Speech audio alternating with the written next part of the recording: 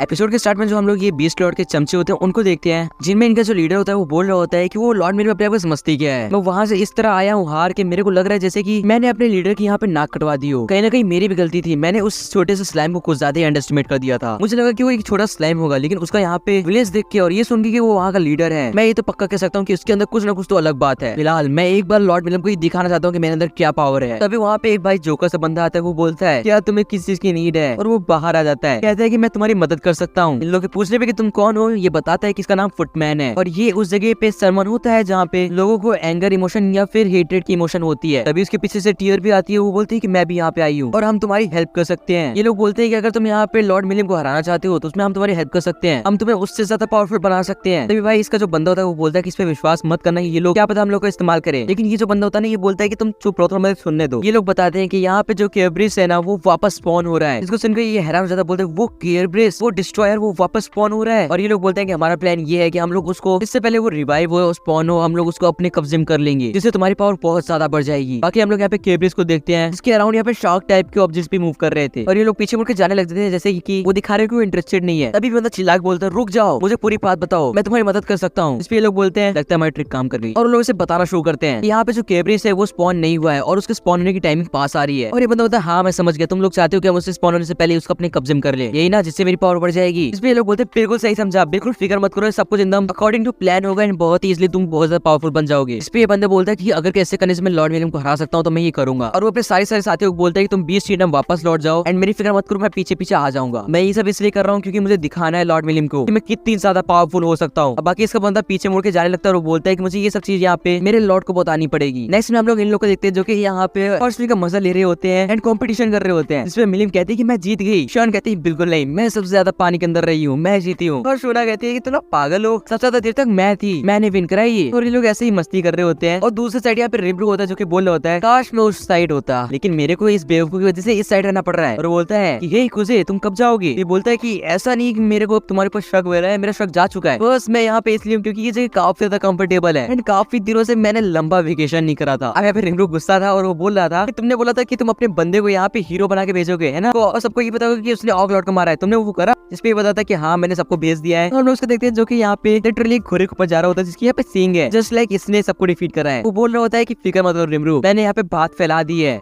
मेरे समझे सब कुछ संभाल लेंगे। और रिमरू बोल रहा है अगर ये इतने हल्के में बोल रहे हैं तो शायद इसने सच में सब कुछ कर ही दिया होगा, इसलिए यहाँ पे इतना आराम से बैठा है। फिलहाल यहाँ पे ये बंदा जाने लगता है कूजे, तभी रिमरू उसको पूछे बुलाता है और बोलता है कि मैं तुम्हारे किंगडम तक यहाँ पे रोड बनाने की सोच रहा हूँ। तो ये बोलता है क्या तुम सोच रहे हो बेलमोन तक तुम रोड बनवाओगे, इसमें बहुत ज्यादा पैसा और लेबर वर्क लगेगा। तो रिमरू कहता है कि लेबर वर्क सारा मैं संभाल लूंगा, तुम्हें सिर्फ उसे पैसे की देखना है और इससे हम दोनों को फायदा होगा, क्योंकि मेरे पास ऐसी बहुत सी चीजें जो मैं तुम्हारे टाउन में आके सेल कर सकता हूँ, तुम्हारे पास बहुत चीजें जो मेरे टाउन वाले खरीदना चाहेंगे। तो क्या कहते हो कूजे, तुम क्या ये सब करना चाहोगे। इसमें कुछ हाँ बोलता है। अब हम लोग नेक्स्ट सीन देखते हैं जहाँ पे फुटमैन और टीयर्स को उसी जगह ले आते हैं जहाँ पे यहाँ पे केयरब्रिस स्पॉन होने वाला है। ये बंदा बोलता है कि सही में यहाँ से बहुत ही ज्यादा डार्क एनर्जी आ रही है। तो फुटमैन इसे बताता है कि डार्क एनर्जी तुम्हें फील होगी क्योंकि यहाँ पे जो केयरब्रिस है वो एक यहाँ पे फिजिकल फॉर्म में नहीं है, वो स्पिरिचुअल फॉर्म में है और उसे फिजिकल फॉर्म आने के लिए उतने में ये बोलता है मत बोलना कि तुम लोग चाहते हो कि मैं अपना शरीर इसके लिए दे दूं और वो मेरे ऊपर कंट्रोल कर ले। इस पे यहाँ पे टीयर सारी स्विचें काटते हुए बोलती है कि अगर हमने ऐसा नहीं करा तो ये अपने आप ही किसी शरीर ढूंढ लेगी और फिर ये बेकाबू हो जाएगी एंड हम लोग को चुटकियों में खत्म भी कर देगी और हमारा प्लान फेल हो जाएगा। फिलहाल क्या कर सकते हैं, अगर तुम राजी नहीं हो तो इसलिए बंदा होता है नहीं मैं ऐसा करूंगा, मैं उसे अपना शरीर दूंगा और वो उस केव के अंदर चल जाता है। उसके अंदर जाने के बाद फुटमैन कहता है लगता है हमारा काम हो गया और टीयर कहती है बिल्कुल तुमने सही कहा। वैसे ये क्लेमैन पता नहीं ऐसा क्यों करवा रहा था। फिलहाल उसने इतना ही बोला था कि उस सेलिब्रिटीज को यहाँ पे स्पॉन करो और उसको स्लाइम के विलेज की तरफ भेज देना, वैसा ही हम कर रहे हैं। अब हम लोग देखते हैं कि यहाँ पे मिलिम बूडो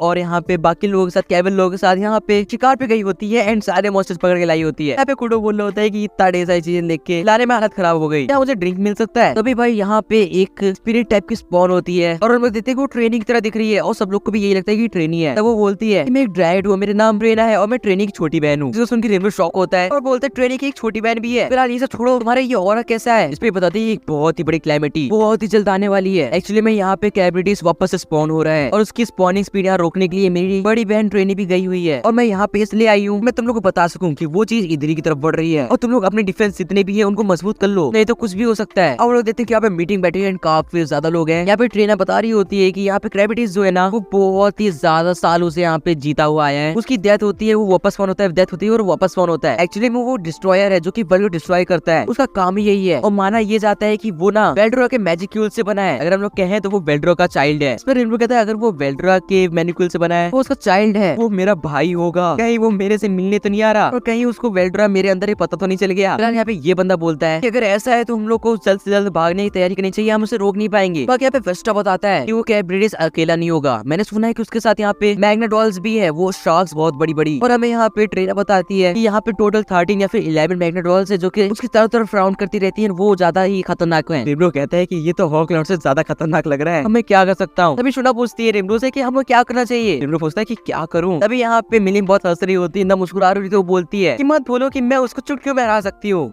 क्योंकि मैं डीमन लॉर्ड हूँ। तभी रेनबो बोलता है ये बात से सही गई, तभी तो काम आएगी ये। तभी इसको यहाँ पे शॉन रोक देती है, वो बोलती है रुक जाओ। और वो बताती है कि ये हमारे विलेज का मैटर है, इसलिए मैं चाहती हूँ कि इसको हम ही लोग यहाँ पे सॉल्व करें। और रेनबो बोलते है तुमने ऐसा क्यों कहा। शूना भी यही बोलती है कि अभी हमें तुम्हारी ज्यादा नीड नहीं है, जब रेनबो यहाँ पे मुसीबत में होगा, बहुत मुसीबत में होगा, तब हमें तुम्हारी हेल्प की नीड होगी। और रेनबो कहता है शायद से मैं अभी सबसे ज्यादा हेल्प की नीड में हूँ। और यहाँ पे भाई मिलिम का मुंह बन जाता है, वो बोलती है मुझे लगा कि अब मेरी पावर शो करने का टाइम आ गया, लेकिन ये क्या हो रहा है। फिलहाल यहाँ पे रेनबो सबको आदेश देता है कि डिफेंस बढ़ा दो एंड अटैक की तैयारी करो। इसमें ये बंदा होता है तो पागल तो नहीं हो गए क्या, तुम मुझसे फाइट नहीं सोच रहे हो। जिसमें रेनबो बोलता है हाँ बिल्कुल, आखिरकार मैं यहाँ का सबसे ज्यादा पावरफुल मॉन्स्टर हूँ और साथ साथ में सबका लीडर भी। ये बंदा बोलता है कि कभी कदार ना तुम्हारे अंदर मेरे को एक ह्यूमन दिखता है, तुम लिटरली में एक ह्यूमन तरह हो। और बोलता है कि हम ह्यूमंस भी ऐसे ही होते हैं, स्टूपिड टाइप के, जो कि इस तरह की बड़ी बड़ी मुश्किलों को कुछ इसी तरह सॉल्व करना जानते हैं। मुझे पहले लगा नहीं था कि तुम इतने ज्यादा जीनियस होगे और इतने ज्यादा ह्यूमन टाइप होगे, लेकिन अब मुझे तुम पे पूरा भरोसा है। अब रेनबो बताना शुरू करता है एक्चुअली मैं भी शिजो की तरह एक अडल्ट वर्ल्डर हूँ। जिसे सुन के ये लोग हैरान हो जाते हैं, बोलते क्या। और यहाँ पे रेनबो बताता है कि शिजो और मैं एक ही जगह से आते हैं, इसलिए शिजो ने अपनी बॉडी मेरे हवाले कर दी और मैं इस बॉडी को यहाँ पे छोड़ नहीं सकता। इसमें यहाँ पे ये बोलती है कि इसका मतलब है कि हम तुम पे विश्वास कर सकते हैं, आगे अगर तुम भी पहले ह्यूमन थे। अब रेनबो कहता है कि मेरा यहाँ पे मकसद है डीमन लॉर्ड लियोन को मारना। इस पे ये सब शॉक हो जाते हैं, बोलते